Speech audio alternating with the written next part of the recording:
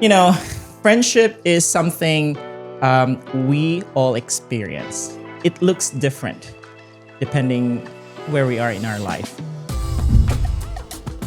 Not to say that I don't relate to people my age, but it seems like I can afford to just be myself more with someone who's way older, which requires me a lot less effort. What does friendship mean to you at this stage of your life? A friendship is, at this stage of my life, means everything to me.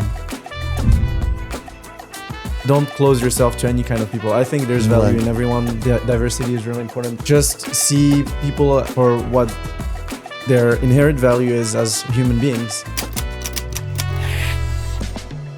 All right, guys. Mammoon, Eric, welcome to Kirbylicious Podcast. How are you today? I'm good. Thank you for inviting. Great. Doing well, thank you. Well, guys, I'm very excited with this conversation. The viewers at home and listeners at home. This is a podcast where I love to bring two guests, and they're in different generation, to talk about their perspective, their lived experience about the topic. So this is not a conversation to fix something or to prove us right or wrong. You know, friendship is something we all experience, right? And but it looks different depending where we are in our life. Before we go deeper with this topic today, let's get to know our guest. Let's start with you, Eric. Tell us about yourself. What's taking up most of your energy right now? My name is Eric. My energy is being taken up by my business, my marriage, and my wife is my partner in my business, which adds another dimension.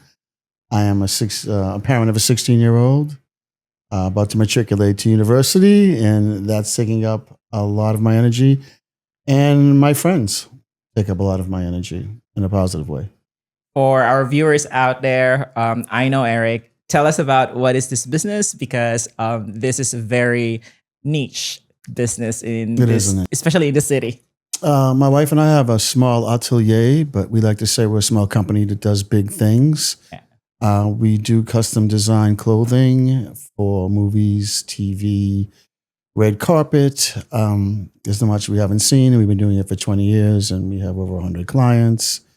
And we're very proud of the work that we do and the way we do it, more importantly. Right. And it's also a business that friendship really is like one of the center relationship that you guys manage there. Well, ideally, and I think about this often, the definition of friendship as it applies to business, because those are two the expectations change when the definition changes. But I try to ideally create a situation where some of the same values in my friendships carry over to my relationships and business. Yes. Can I say the name of my company, by the way? Absolutely. It's called Studio Unbiased. Yes. Guys, check it out, or we'll put some links in the description of this episode. And yes, their Instagram did a pretty good job, and you will recognize some very familiar faces there. Thank you. Thank you, Eric. Let's hear from the other guest. Tell us about who you are, where you're from, and what's taking up most of your energy right now. Well, my name is Mammoon. I'm from Morocco. What's taking up most of my energy is probably the focus on my studies and my music at the moment right now. Tell us about what you're studying right now. Well, I'm studying music at Musicians Institute. I am in a bachelor performance program where I learn guitar, and I spend a lot of time in practicing and making myself a better musician and trying to play gigs, record music, all of that. Yes. And for the viewers out there, Mammoon is my guitar teacher. So I invited him to the show because he has a very interesting lived experience for his age. Now, in my show, I like to do a flavor check-in. Okay. Right. So since the topic is about friendship, I'd like to ask you, Mammoon, if your friendships right now had a flavor, what would it taste like and why? It's a tough question. Yeah, it's I don't know. I will say I don't know, tastes like yogurt. I don't know. No. Yeah. Just like that. Maybe a bit sweet, maybe a bit not too intense. I don't have a lot of intense friendships. I have good friends, but don't spend a lot of time with them. Okay. And when we meet each other, we always like have a lot of care for each other, but no intensity at all. Right. Yeah. Mm. I don't argue. I don't. Those kind of things don't. Yogurt is Very healthy. stable. Yeah. Yogurt is healthy. Yeah. Eric. My friendships had a flavor. It would probably be flavors. Ooh. I would probably go with gumbo, a delicious gumbo, because of the variety of friends that I have. Nice. And that variety comes with a lot of diversity in opinions, of ethnicities, of upbringings. Gumbo takes a long time to prepare. Oh. And that's another reason I referenced it. You just can't make that from the refrigerator. Mm. The roux, you know what the roux is? The roux is the sauce or the soup part that takes hours and hours to prepare. And I've put a lot of time into my friendships. And I mean, because they're so important to me. And that's where my time goes because I value them as such. So that's why I reference value. Correction, gumbo. I mean, but like he said, I mean, I could say strawberry ice cream with a sundae with a cherry on top. Yeah. So, but yeah, that's why I chose gumbo. Good starting point of this conversation. Yes. So today we are talking about friendship across generations. Right. Okay. We have a generation representing the 20s and we have the generation representing the upper 60s who looks like 40. Another reason I came for the compliments. So we're talking about friendship across generation, what it takes to stay connected when we are different. Okay, let's start with you, Eric. Tell us about, have you ever had a close friend from a very different age group? How did that friendship begin? The answer to that question is no. Okay. I've never had a close friend with a huge disparity in age. Okay. But my close friendships, but I do, and I have developed relationships that are good relationships with people that are in their 30s. Okay. And because I look for the same criterion I have for friends, that transcends age and everything else. So I still look for character and integrity and humor and kindness. Okay. So give me one example of one friend that you, that close friend that you have. Tell us, like, how did you guys start? How did that friendship begin? I met him when I was 17. Okay. And I was living in Scottsdale, Arizona, of all places. And my brother met his brother. And he said, his brother said, I have a brother your brother's age. And we met and we became friends instantaneously. And we were almost like a married couple at that point. We had that much in common. And we're friends to this day. He's in New York now. And we've been through all types of trials and tribulations. But our friendship has remained based on love and respect, a deep love and respect for one another. Okay. That's beautiful. So what about you, Mammoon? Have you ever had a close friend from a very different age group? Yes, I did. On the younger side, not a lot because I mean I'm young myself, but still, when you're a teenager, 3-4 years difference make quite of a gap. Right. Sure. But in terms of older, yes, especially my dad's friends that ended up being my friends too. That I would go and hang out with like on alone. Yeah, here not so much in Los Angeles. I mean, still I have older friends, but they're more in their late 20s, so it's not as huge of a gap. But I'm talking more about my experience when I was in Morocco. I actually used to spend most of my time with people that are a lot older than me, like 30s, 40s, and yeah, that's about it. Yeah, I do have that experience, and I like spending time with older people. Okay, usually. That's wonderful. That's good to hear. Can I ask him? Sure. Why is that? Well, it's not to say that I don't relate to people my age, but it seems like I can afford to just be myself more with someone who's way older, which requires me a lot less effort. My parents' friends, for example, the ones that I took as example, I mean, they saw me since I was a kid, and I'm not gonna, because when it's like people of my age, there's a bit of that social pressure where you have a little bit to, respect some kind of boundaries, but you don't know where the boundaries are, and there's a certain etiquette, like that's only in people that are the same age, I feel like. But when the gap is big, is like you don't really have that. I mean, there's basic respect, of course, but I don't have to act in front of those people. And usually I found them very funny too, because they have a lot of things to share. And yeah, like older people make me laugh a lot. Great. Yeah, that's a great answer and a great perspective. And I was kind of hoping for that in a sense. You know what I mean? Yeah. Would that encourage you to have a younger friendship? Yeah, I'm not opposed to having. I could have the kind of person that I am. Frankly, I can have a friendship with anyone. 100%. I treat people exactly the same, no matter who they are, where they're from, and it's just a matter of, I guess, what we have in common that would kind of fundamentally drive that. But yeah, absolutely. I mean, I already like him, and I just met him. Yeah, you know what I mean. No, I think, I already like it too. Yeah, you know what I mean. His energy. I consider myself. I agree. Someone very insightful. Not to be immodest, but I rely on my own discernment with people. Yeah, and my ratio is good. I'm very seldom wrong when I meet people. Yeah. And again, we don't agree on everything, of course. That's unreasonable, but I see kindness when I see kindness, and that's my basis for friendships usually. Yes. Do you consider your son your friend, like a close friend too, right? Like I do. Yeah. But we've had that conversation several times about the distinction, we have there's commonalities in my relationship with my son than there are with my friends, of course. Yes. But we're not the same. Yes.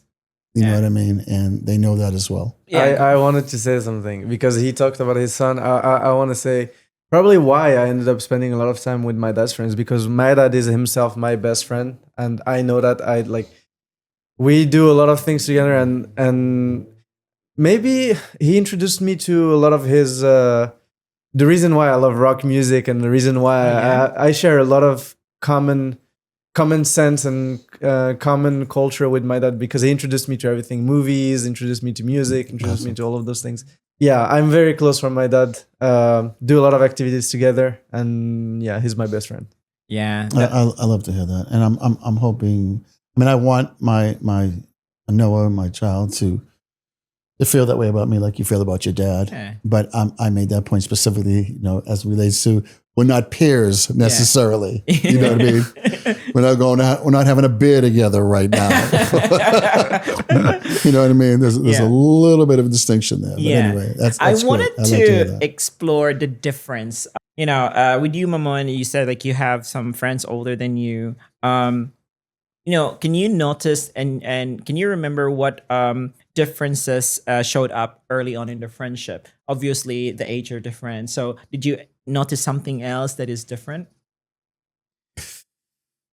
I have to think carefully about this, because obviously people are different. And I noticed here, because I have some very older friends here, but we're just not so close. But I noticed one thing. There's a big difference on how people that are a certain age act here and people that are a certain age act in where I'm from. Okay.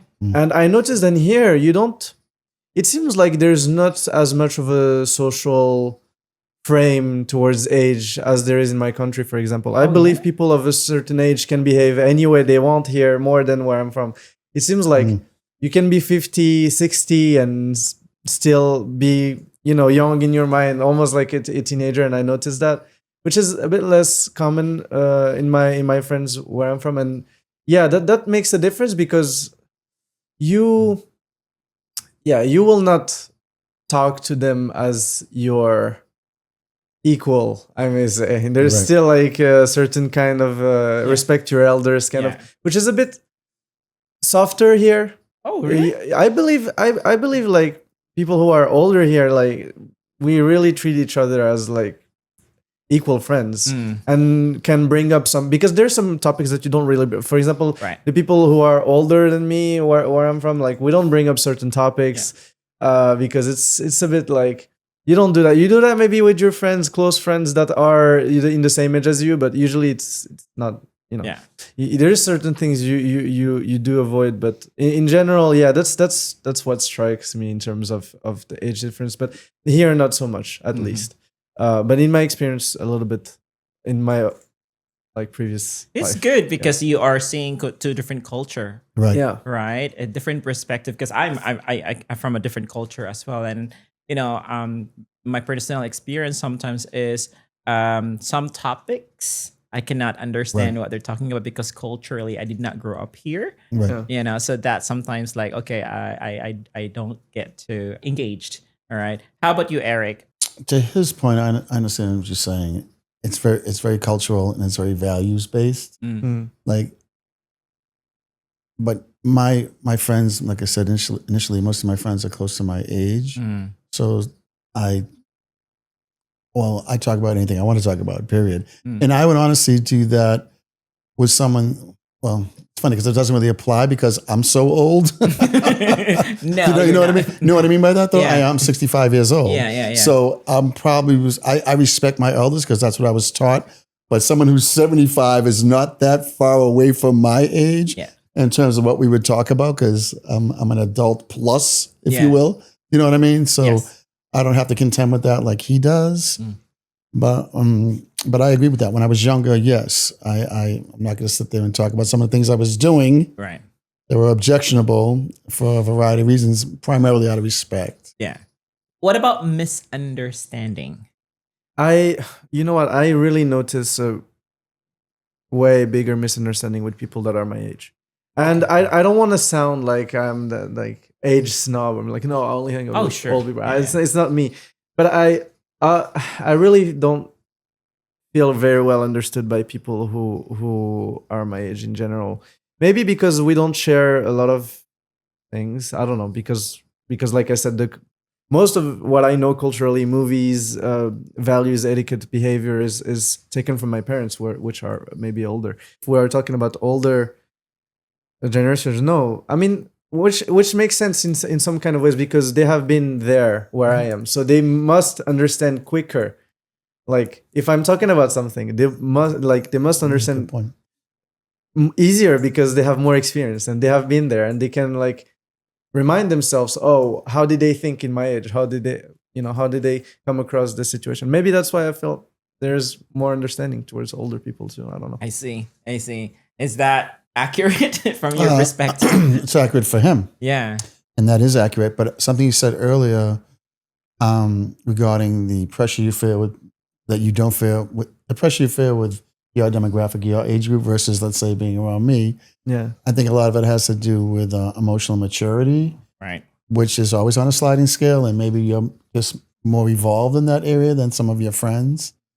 And so I think that might be a factor. But I mean, there's always misunderstandings. Absolutely. But that's where, to digress, I guess, that's where emotional maturity and conflict resolution comes in. Yeah. Whereas maybe someone older, hopefully, we're generalizing here, hopefully will be better at contending with any disagreements or misunderstandings than someone who was younger. Yeah.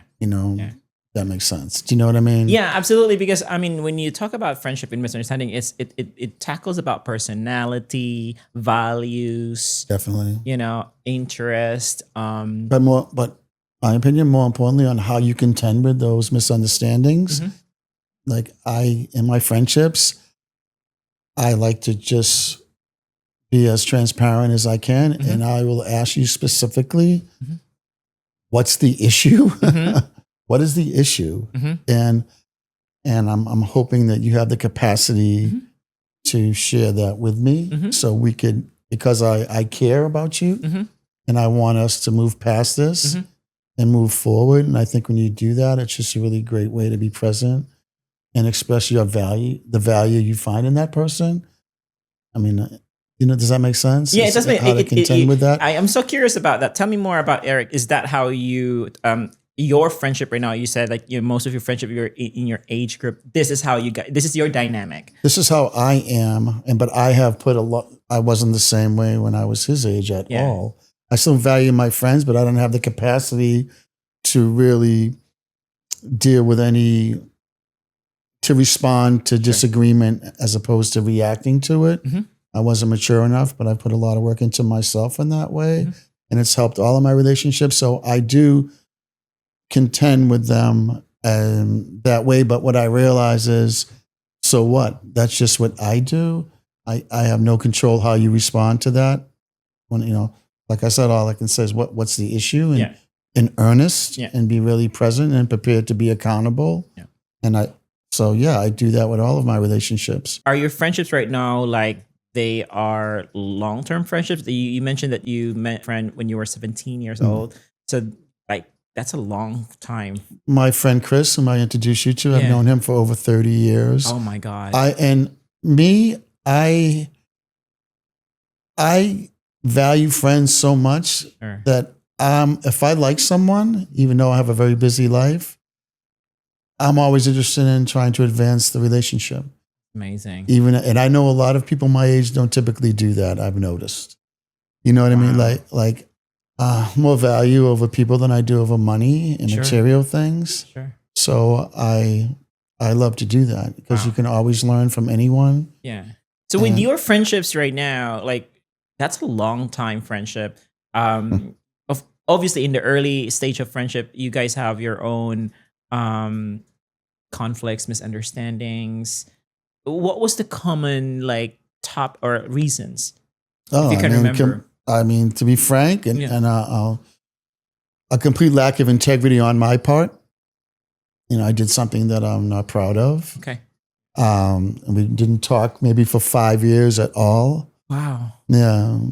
And I have a habit of doing that with some of my friends. My friends joke they have to break up with me for 5 years. And then all reconnect. of them. My wife is the same way.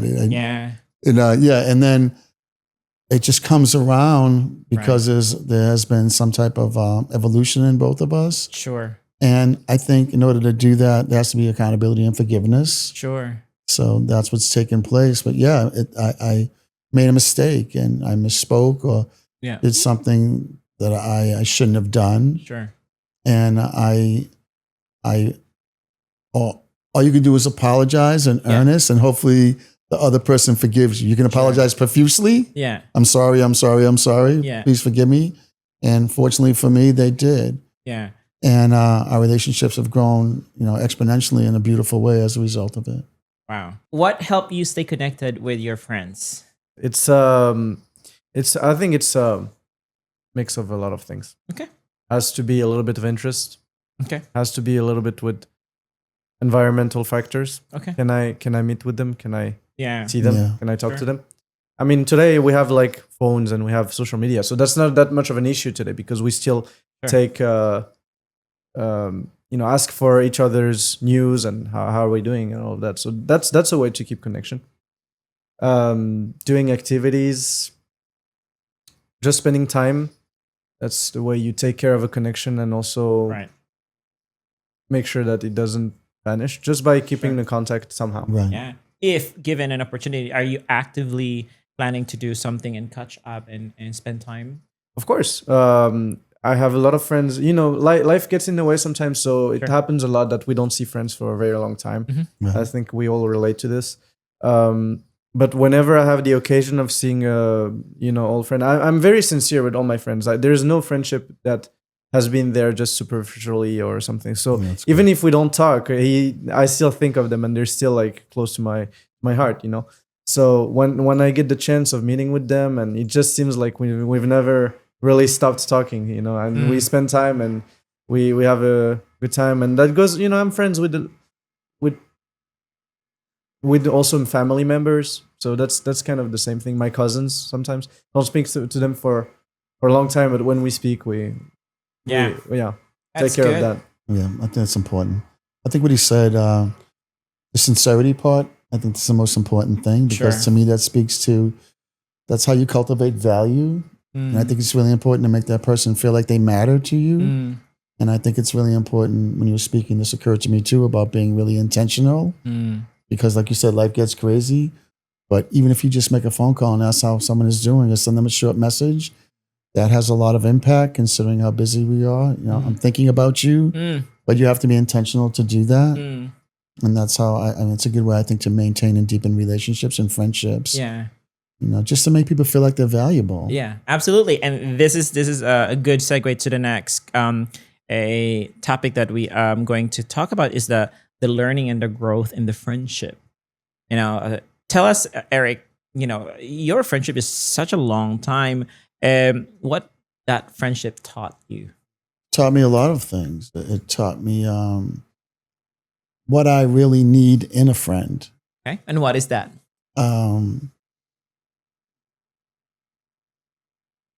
Love, Okay. Loyalty, Okay. sincerity, Okay. candor, you know, and there's different levels to the friendship. Not everyone is going to show up for you in the same way the other person does. Yeah. But I like repartee. I like intellect. I like intelligence. I just like to know that I matter. Yeah. Yeah. And as I got older, I realized that it doesn't have to be served up. Mhm. It's unrealistic to Okay. think that person is going to serve it up the way you want it to be, if that makes sense. Mhm. I just need to know that I matter to them. Yeah, that's key. You know, I'm I don't curious- have to matter to you, Yeah. but I don't have to matter to anyone. But if you really want to fundamentally build a friendship with someone, Sure. you have to make them feel like they're someone of value to you Mhm. to the best of your ability. Mhm. And we all have different abilities in that area. Some people aren't as demonstrative or expressive, you know, but some of my closer friendships, Yeah. and it's between two men, Yeah. and there's a level of intimacy Sure. because there's been a level of vulnerability. Sure. And because there's a level of vulnerability, there's a bigger level of accepting you for exactly who you are. Mm-hmm. So you don't have to have any pretense. Yeah.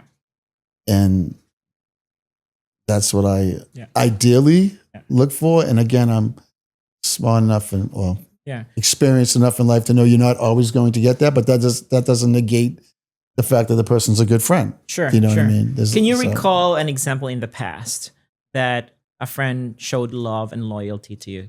Give an example, a specific example in the past of situation to give us a picture of how this friendship evolved. I mean, that happens almost on a weekly basis with some of my close friends. I mean, I've been going through a lot lately as a parent, and my close friends understand that, and they show up for me any way they can, and they know me well enough. Sometimes I'll check out. I may check out for 3 days. I won't talk to anyone. I may just listen to music in my backyard and cry, or, you know, because I have to process what I'm going through.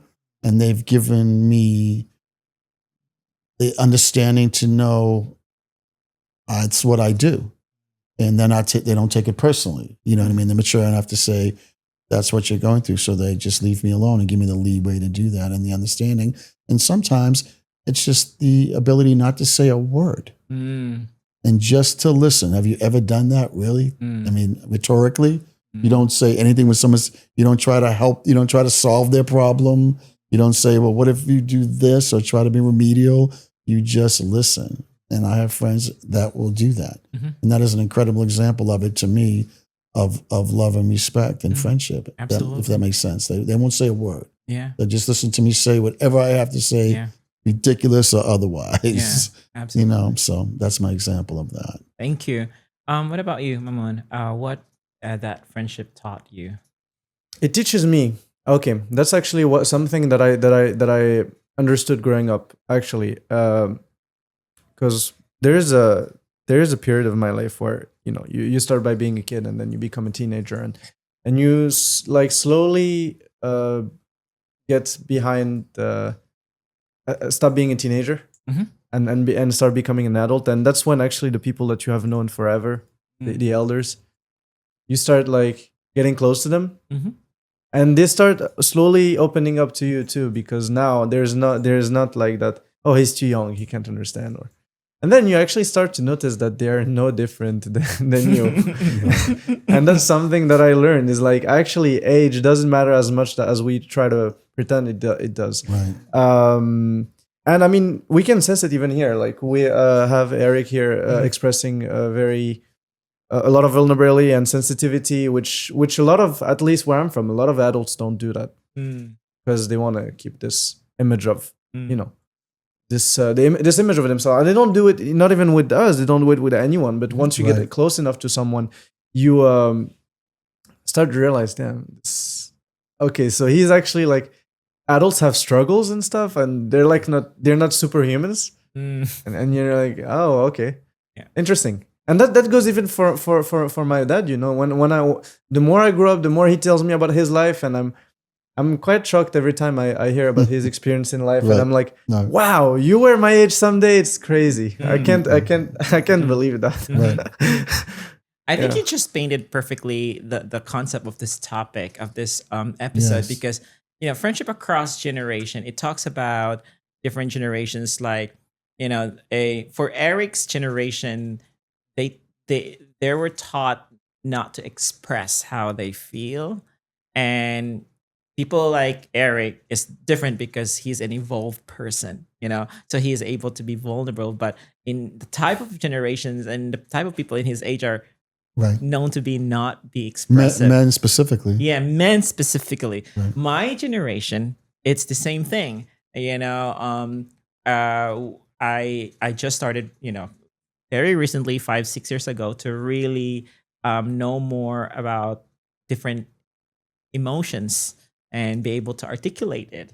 And in my experience, when I moved here in LA, I met a friend. She's 20 years older than me, and she became my best friend and my soulmate. And that friendship is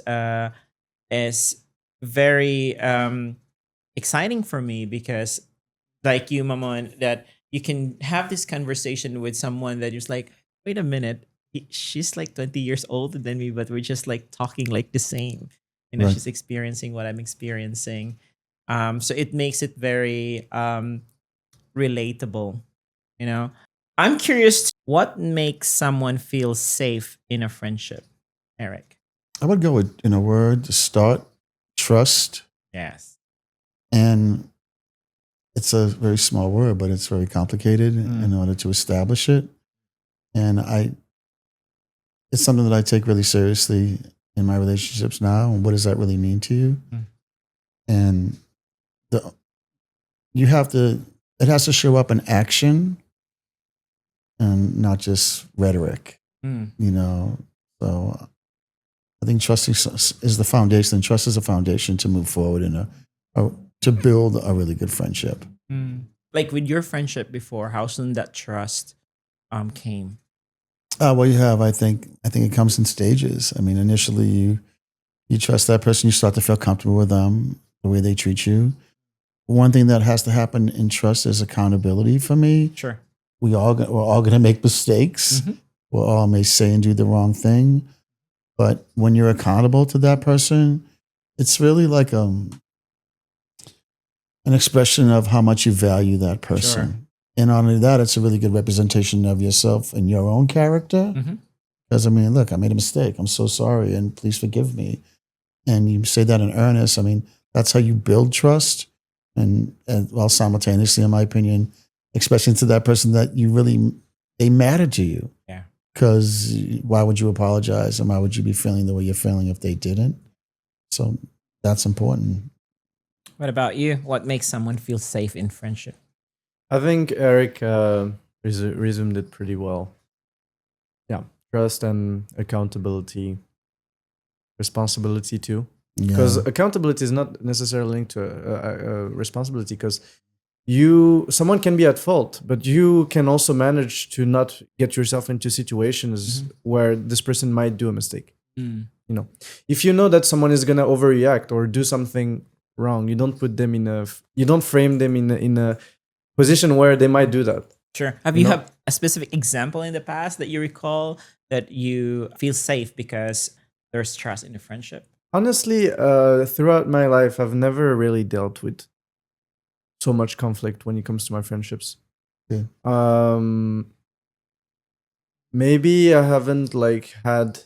I mean, we're talking with my dad. Of course, there was conflict. Sure. That happens to everyone, and in this case, I have to come and say sorry because my dad is not gonna. He's not gonna do that. He's not the one who's gonna say, "I'm sorry." That's what I'm saying. It's a bit unbalanced situations because it's still like my dad would say to me when I was a kid, "You're my friend, but I'm not your friend." Yeah, exactly. I kind of feel the same way with. But it's ironic. But at the same time, I want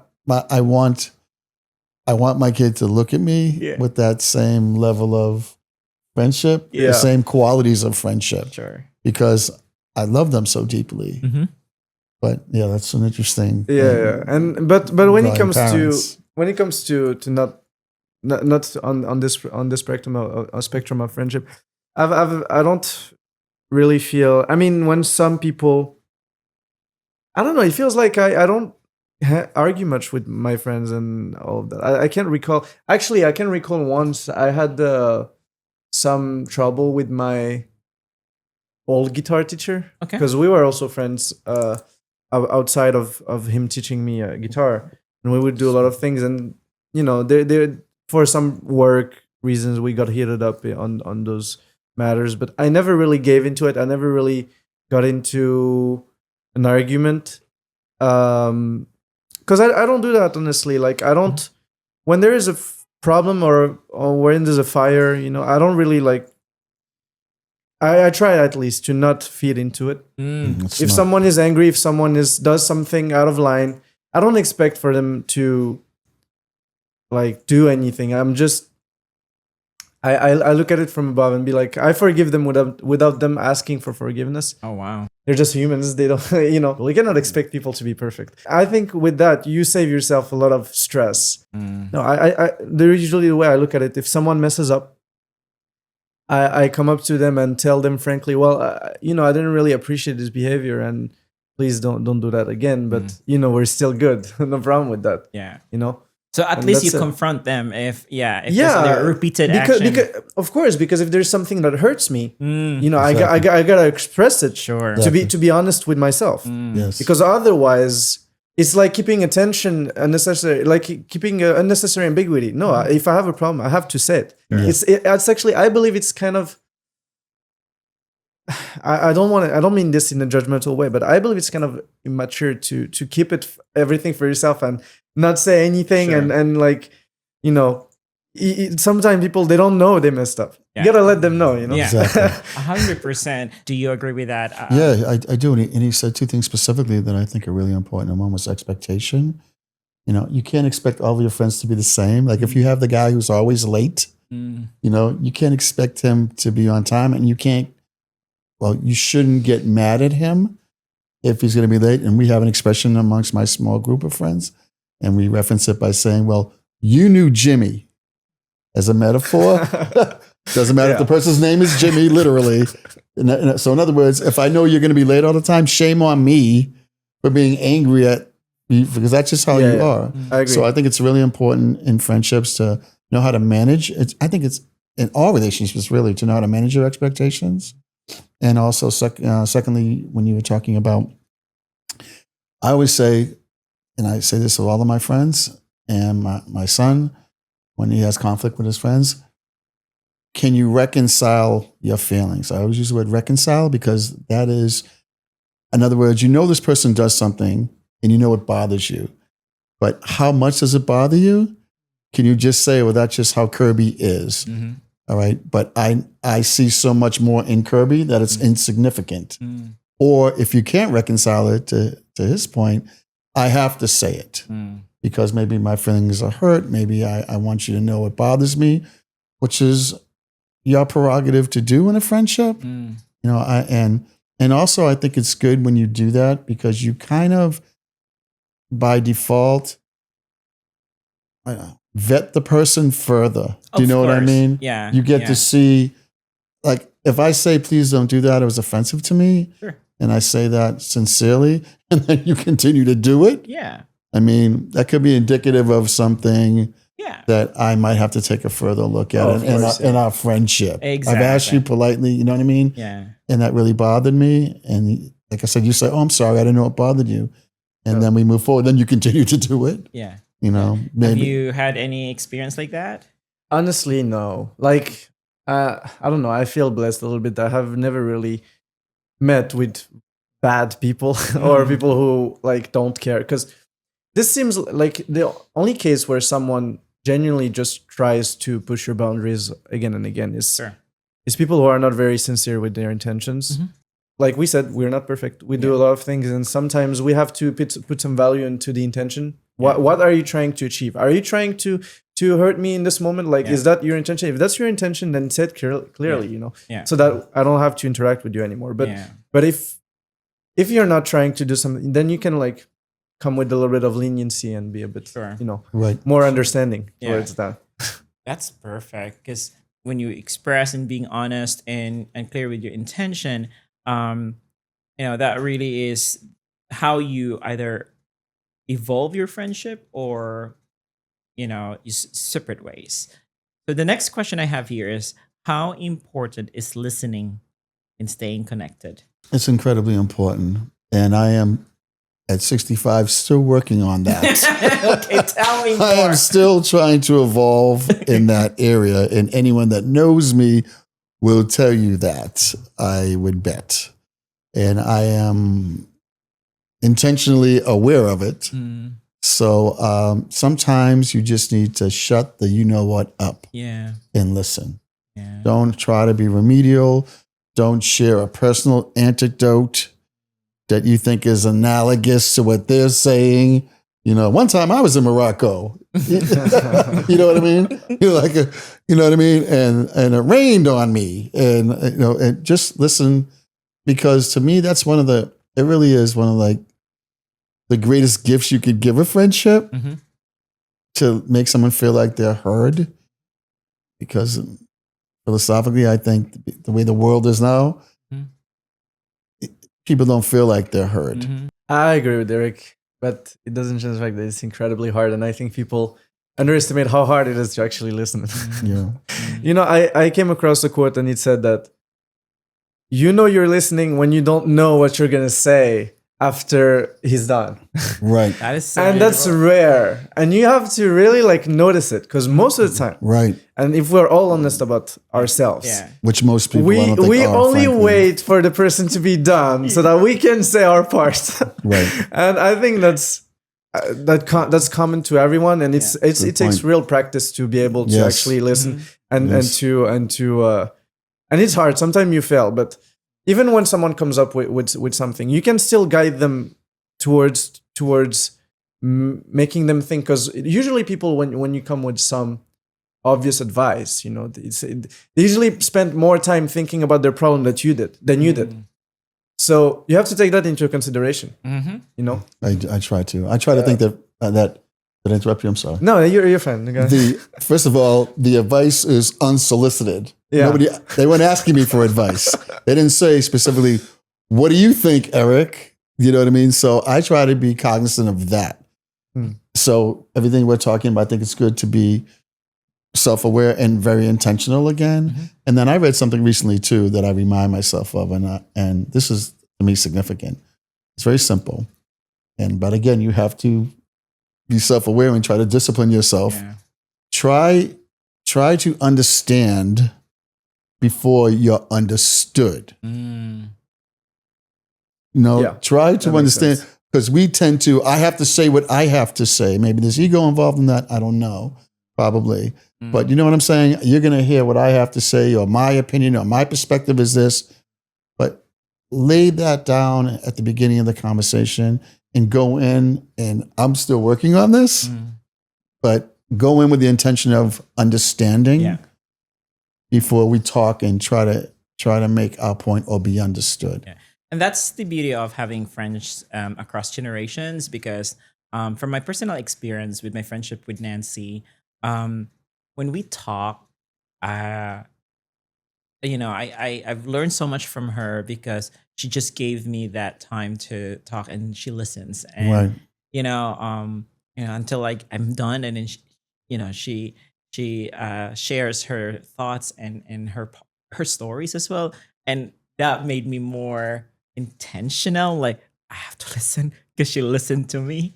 Right. So that's like a reciprocal. Definitely. It's such a beautiful lesson that I've learned from that friendship, and it's the same thing. With my friendship with my nephew. 20 years gap, and I can be the one who is very matured, and he's the one who's like receiving those wisdom, and my part is to listen exactly what he needs, that I don't end up giving more than what he wanted. Right.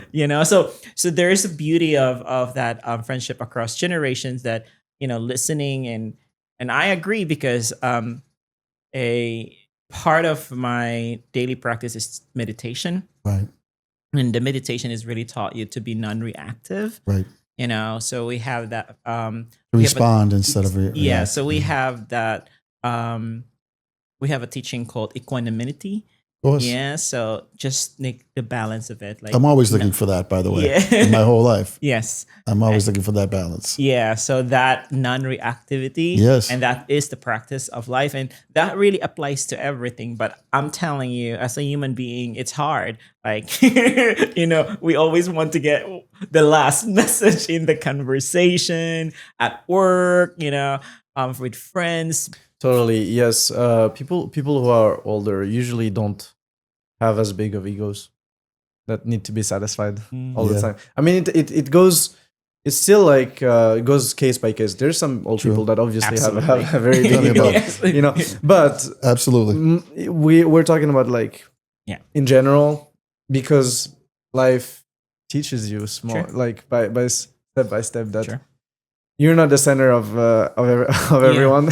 Yeah. Which makes it, I think they have more tools to be able to Yeah. to guide you and to understand and to listen what you have to say. And I think there's an art in the way of you listen and you can still bring your experience and your expertise and guide that person, but this person will only like value this if you truly understood what they're talking about first. Yes. And you do it not by saying, well, I think you should do that, but you ask them question, well, what was your thought process of for example, if you're analyzing this person has a problem with someone else, well, what did you think of their reaction? Did you think they what did you think they were thinking?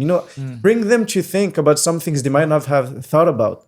Not because they can be like, everyone can be so focused in their problem Sure. themselves. Sometimes when you're an outsider, it's easier to try to pull them out and give them like more of a outsider point of view, and that I think is more effective. At least it worked better with me. Yeah, and I can see That's it with great. you, because I like like the that. first time that we met, like the way you post yourself, the way you approach yourself, the way you present yourself. I mean, it's not many 22 years I old don't know about that. who like really possess like that sense of composure.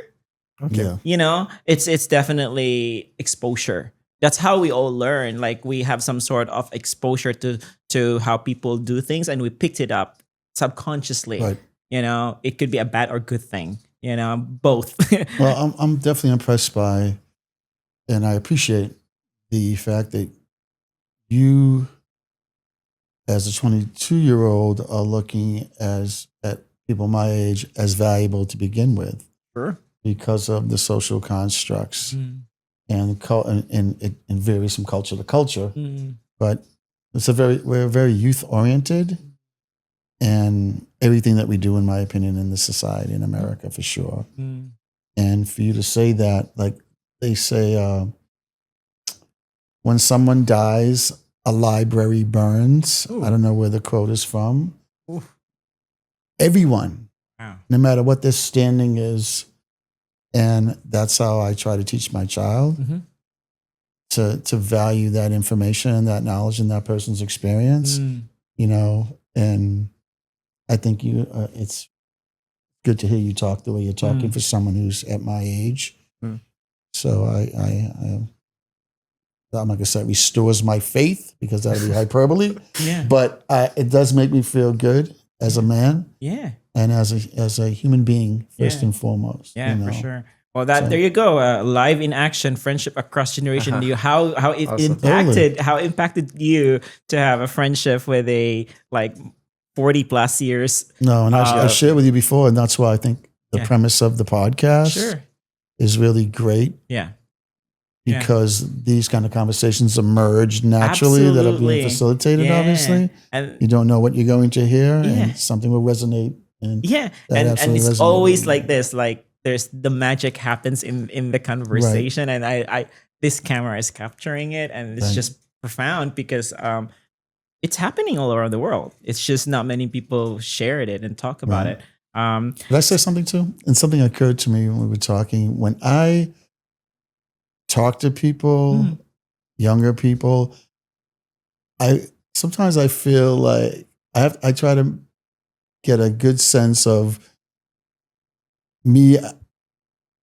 I don't want to show up like I'm trying to tell them how to do something differently or in my day kind of preface. You know what I mean? We did it like this.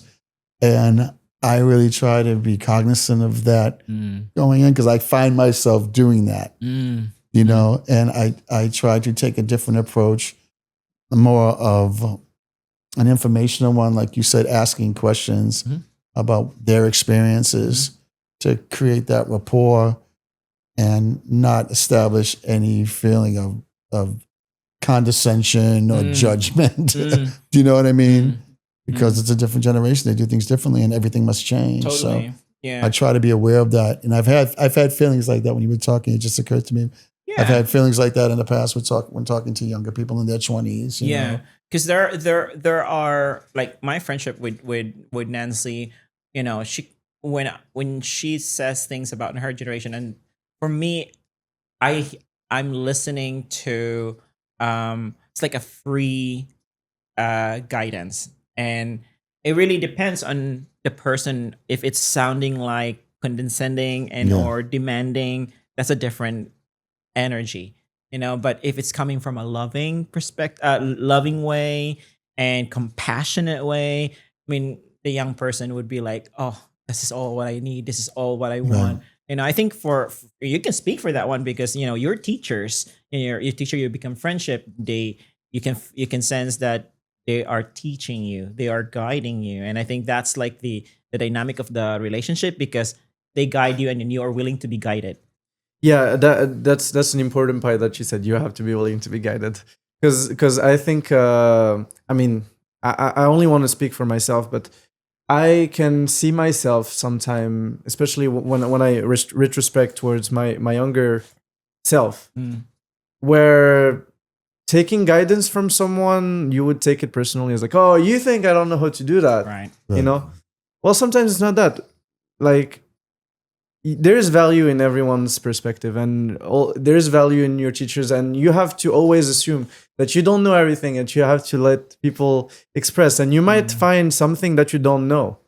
Then if what they say that you already know or you don't agree with, then that's your prerogative. But at least you have to like appreciate the effort that they do, because it's actually an effort. That's because like I understand your perspective, Eric, when you talk about like, okay, I don't want to like come across as this old dude that's gonna be like, do this like that, because in back in my days we did it better. By the way, he did. No, but Edit that.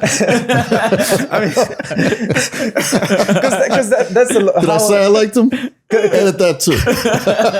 Because there's a lot of people who see it that way. It's like, oh, he's just being old and saying his thing. You know? Exactly. When it's not. No.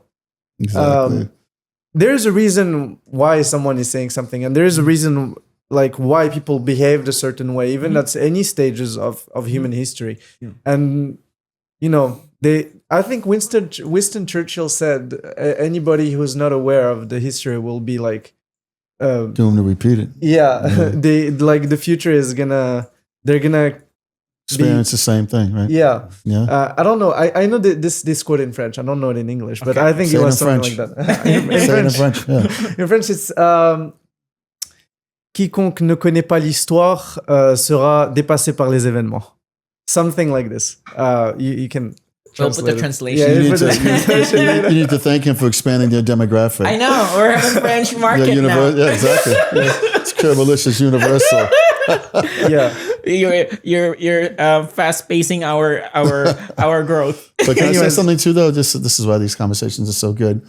And I am going to try to change my approach and just simplify it by saying, let's just share, let's exchange, and let's share our experiences and go into it intentionally doing that. Yeah. You know, go in with wanting to learn from them, Yeah. Yeah. wanting to understand them. Like Yeah. I said before, I'm understood based on the fact that I may be more experienced in my opinion, which is irrelevant and self-centered. You know what I mean? Sorry. No, I don't mean to cut you off, but Please, cut me off. I really wanted to make clear what I wanted to say because I don't want to like stay without the resolution of what I wanted to say. What I want to say is that it's also an effort to like let go of your ego and let the elderly, the more experienced, talk to you, and that goes for everyone. And I think it's also a skill to be able to be like teachable in certain ways. Absolutely. Because some people, with no judgment or anything, but I can understand the challenge. I was like that more before. You know, it's really challenging to just like accept that someone is trying to do something for you, and you have to appreciate that they're trying to give you a piece of advice, even if that piece of advice might be not useful to you. Right. You still have to appreciate the effort. Right. You know, something that makes, and I think if you do that, it's another way to build trust and respect. Yeah. To make that person feel like they're heard, even though you know what they're saying may be idiotic Yeah. to you. You know what I mean? But you have enough respect for that person. Yeah. And that's what's being conveyed in the exchange is really important. Yeah. But I mean, it takes a certain, I don't know, kind heart. Yeah. And intention. Yeah. To do that. Yeah. Yeah. Well, thank you guys. That's so beautiful. Beautiful answers. Thank you. Awesome. Now, this time I'm going to do a rapid fire question. So, first answer you thought perfect. Okay. Okay. Now let's start with you, Eric. Try. I'm ready. If I know you don't have, but let's try. One thing younger friends bring into your life. Younger women. I'm just kidding. Just a new perspective on how to view things and approach things. And specifically, for me, technology, a comprehensive view of an application of technology specifically that bring to my life. You're representing. You know, And Mammoon, one thing older friends bring into your life. All that I said earlier, a lot of wisdom, a lot of experience, but at the same time, a lot of comfort. They are just like as good as anybody, and I love all my friends, the younger and the older as much, and I'm grateful for them. Thank you. Eric, one thing that makes a friendship last. intentions. You know, I could say love and kindness and trust, but I think intentionality, because I want you to be my friend. I'm committed to that, and your actions will follow that intention. Yeah. Thank you. Mammoon, one quality you value most in a friend. Well, I value when there's reciprocity. That's what I value, because I found myself in some friendships that are only going one way, Right. and it feels you begin to question the intention of that person. So I believe that as long as there's reciprocity, that's what I believe is I value the most in a friend. Okay. Yeah, that's Good answer. very true. That Right. definitely I can relate to that one, because it's going to, yeah, the friendship will die. Yeah, it's only one person carrying, Right. that that load. It's supposed to be an adventure. So for our viewers and listeners at home, guys, for someone who is hesitant to befriend with older or younger, what advice would you tell them, Eric? I would advise them to try to be as objective as possible, to take stock in yourself. If you have any opinions about how you feel about younger people in general, any biases, and leave them at the door and go in with the intention to really hear their opinion, and then first and foremost, and then to bring as much value to the conversation or the relationship as you can. Mm-hmm. But really to listen to them first. Mm-hmm. I think it's a good way to establish a relationship with them. Yeah. Break down any biases or preconceptions. Probably what I would. Just don't close yourself to any kind of people. I think there's value Right. in everyone. Diversity is really important. Like, I agree. like he said in the beginning. I agree. Just see people for what their inherent value is as human beings, and same goes for all things. Don't be scared of anything. Yeah. Yeah. Our final question, That's good. your final message. You want to leave for this episode. What does friendship mean to you at this stage of your life? A friendship is, at this stage of my life, means everything to me. I mean, it's the most important thing I have in my life. My family, my friends, my relationships, they bring me so much joy and love and support and laughter that it's a huge part of who I am. In my case, I do value them because a lot of them help me with me, with being me. I don't know how to say this, but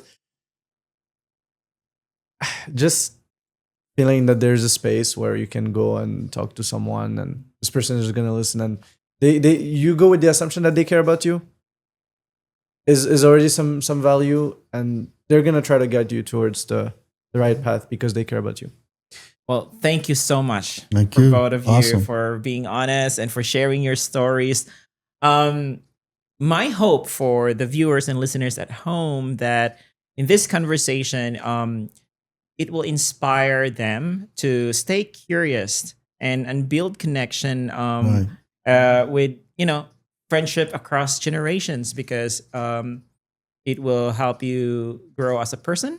May I Yes. say something? Sure. I think if you're gonna get friends with people that are older than you, you might be ready to. You have to be ready to maybe fun to. They're gonna make fun of you a lot, and you have to accept that too, because Yes. you're always gonna be the. They're gonna a little bit poke you, Yes. disrespect you in some ways, and that's something that's funny too. Yeah, and also for younger people, just like Eric mentioned earlier, it's beneficial for you to teach them the new technology. Oh, you'll definitely be making fun of me. If I didn't have a So 16-year-old, that's another. I am so inept that I rely on my 16-year-old. Yeah. They're the tech in the house, and Yeah, I hold a screwdriver, that Yeah. guy.